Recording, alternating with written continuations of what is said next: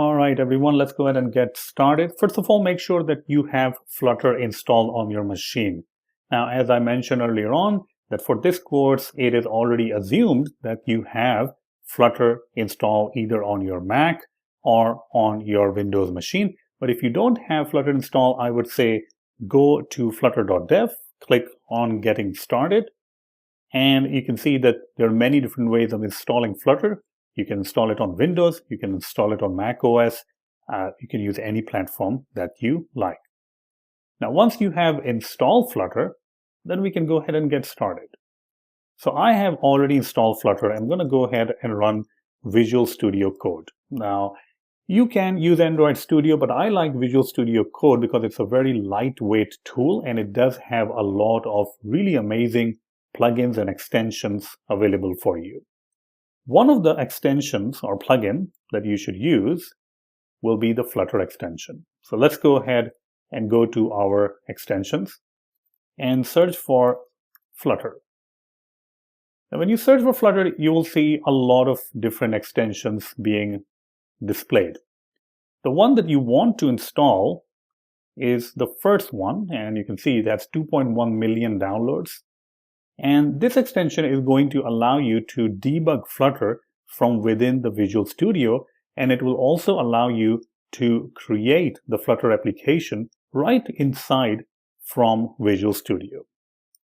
I have already installed this plugin, so I can go to View, Command Palette, and you can see that if I simply search for Flutter, I can run Flutter Doctor, I can run Flutter Upgrade, or I can create a new Flutter project.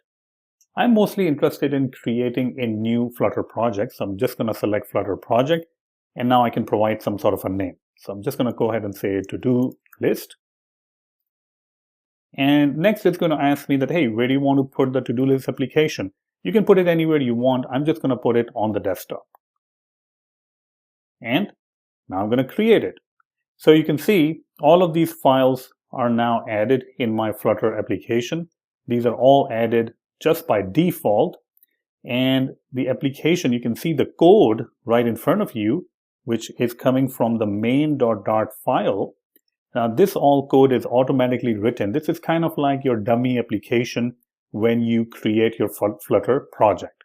And the whole reason for Google or the Flutter team to provide this project is that you can simply run this project to see if everything is installed correctly or not.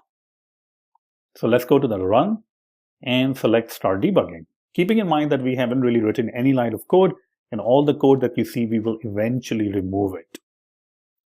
I'm going to select Pixel.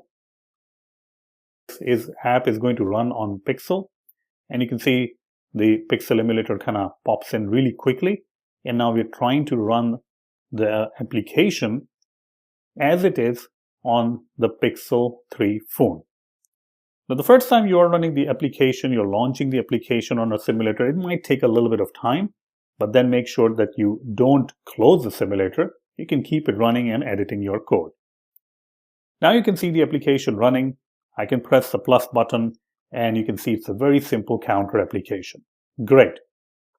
This proves that our Flutter application, our Flutter project, everything looks good, but we still need to integrate it with Firebase. So the counter application that is all this code for, we don't really need that application. We can actually create a brand new application by changing all of this code, or at least removing it, and then we can go ahead and integrate it with Firebase.